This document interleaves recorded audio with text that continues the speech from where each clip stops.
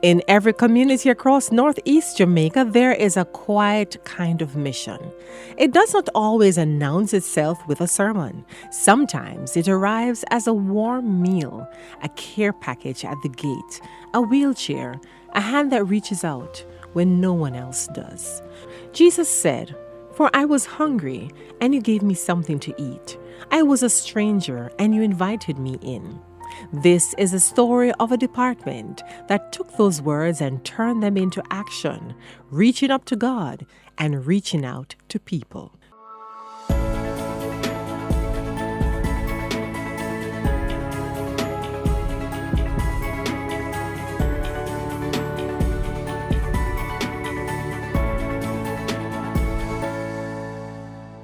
Before he returned to heaven, Jesus left his church one commission: go and make disciples of all nations. For the Northeast Jamaica Conference, that command took shape in a strategic plan, Proclaim 2025, built to prepare every member to fulfill the Great Commission.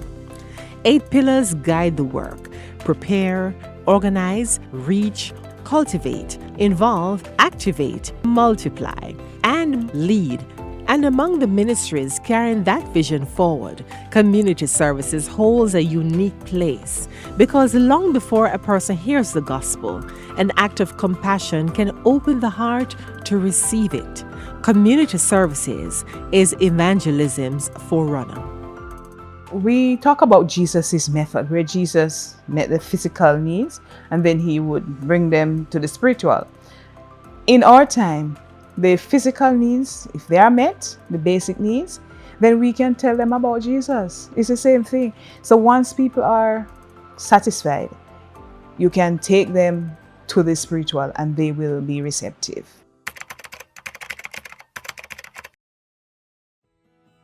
When we started the Quadrennial, my vision was to see this department becoming visible, not just giving out food on Sabbath or the shut-ins and so on, but making the department alive and be seen and be felt.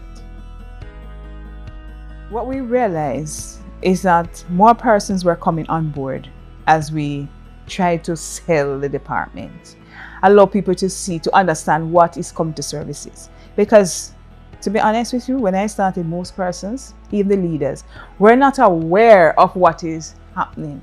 And so they were just doing the same old. But can I tell you, we had a training for these persons, and hence I see a difference.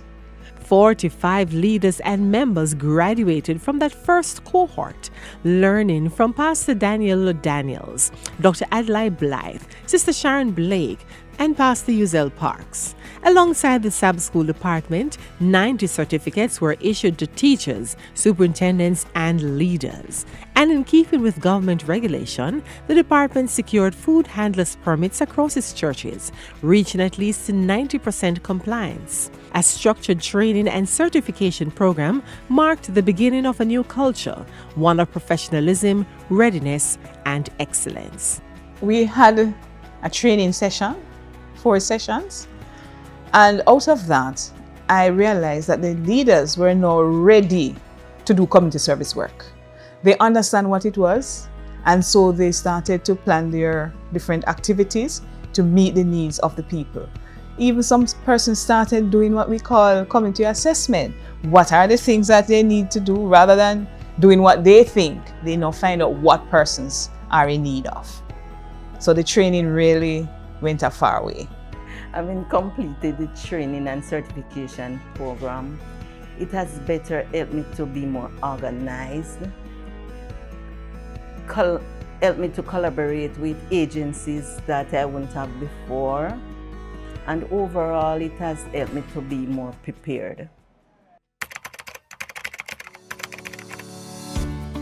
To reach effectively, the ministry first had to be recognized. For years, the department served faithfully, but was not always easy to identify. So members adopted a standardized uniform with a branded polo for each outreach. A small change, but it lifted public awareness and it knit the volunteers together in unity and purpose. Wearing the uniform for us as Seventh-day Adventists sells us It tells people who we are without even asking. It builds some confidence in the persons who are going out there, knowing that they are legal on the road. They don't have to be defending themselves. They also build some trust in the persons who are there, knowing that these people are genuine. They are from the Seventh-day Adventist. If anything happens, we call the Seventh-day Adventist Church. But it really identifies us and gives us a sense of security. It also shows professionalism because we're all dressed alike, look alike, and so we work together.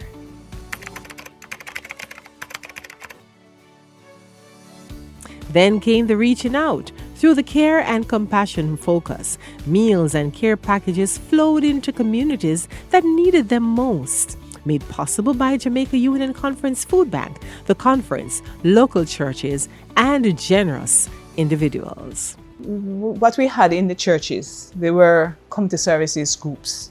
So they had persons who were responsible for feeding. And so they would make some sacrifice and put a day aside each week to prepare the hot meals.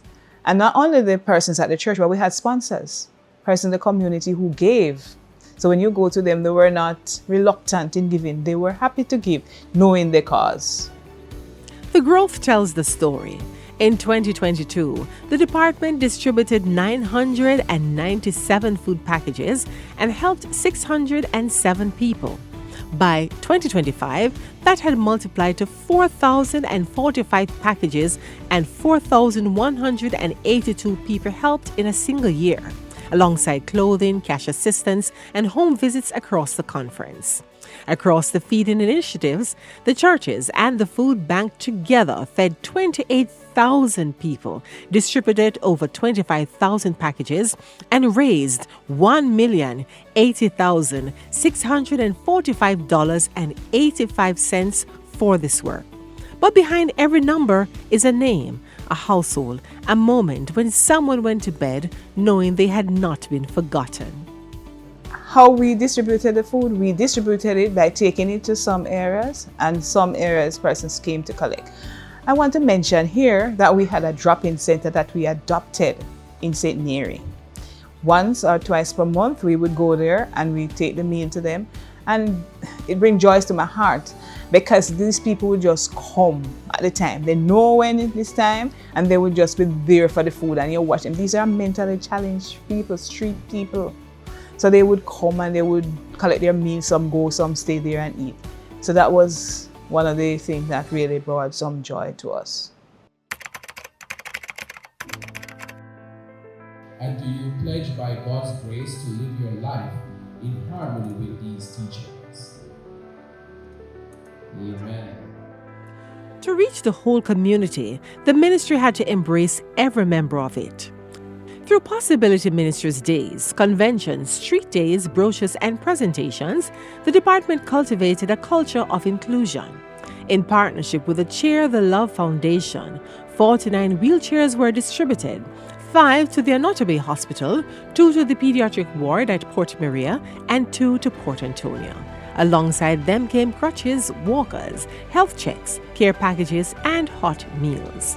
And a dedicated task force, 9 leaders across 9 areas, ensured no one was left outside the circle of care. Yes, we have had several events and more than one wheelchair distribution.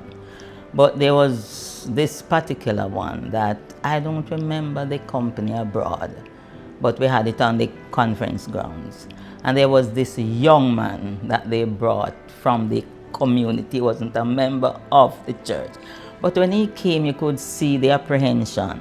He was more or less bewildered because he's coming at a place that he has never been and to a group of people that he had never met. But when he came and saw the number of people that were there to receive wheelchair, and they were all talking and laughing with each other.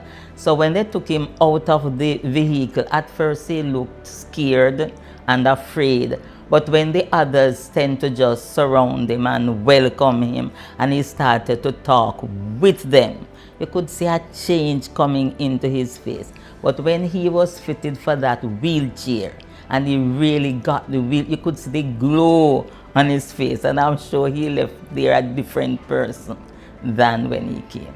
This ministry is very important at this time, where we have so many persons who are having challenges, and sometimes they want to come to our worship, but they can't come because they can't manage the facilities that we have there. It's not catering to their physical needs or their mental needs or whatever needs they have. And so we would want to see this ministry grow from strength to strength. More churches becoming involved, adopting and catering to the needs of these persons. So we are trying to more or less reach or fit our church buildings and other facilities to accommodate, to make it more accessible, especially to those who are wheelchair bound. So we install ramps at the front entrance, put a ramp in the church at least to the lower platform, reach or fit 1 or 2 toilets so that they are better accessible to the aged and to the wheelchair, to those who have to use wheelchair. And we hope that we will take the ministry much further, and that each individual will be encouraged to make possibilities ministry a part of their life and help those who are challenged to feel more inclusive and sometimes they can even use their limitation as their gift to help to motivate others and to win others for Christ.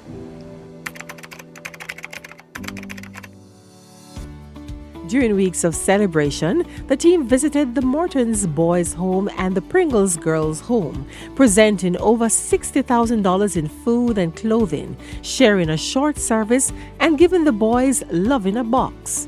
One young adult facing significant challenges received a tablet and headset to support her learning and independence. And during Possibility Ministries Week, 200 fruit trees from Orange River Nursery were planted and shared that is still bearing fruit today. And then the ministry multiplied.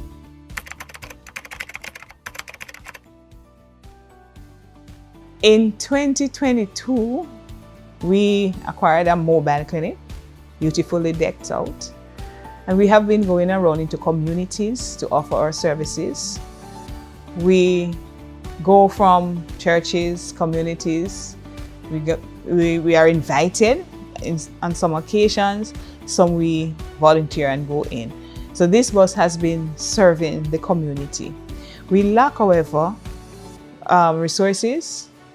That if we get more resources, more persons utilizing it, more persons volunteering to work, we should be able to accomplish much more than we did for the Quadrennial.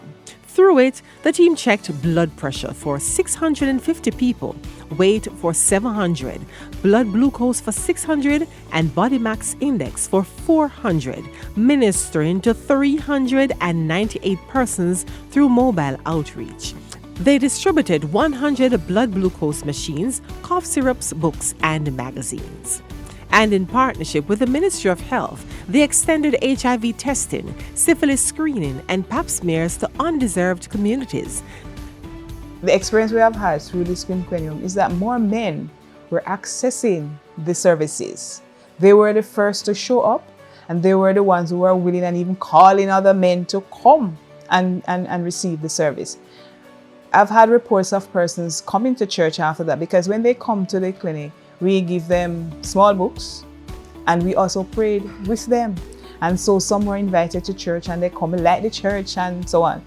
So they have been showing up. Not able to give you the figure right now of those, but they showed up.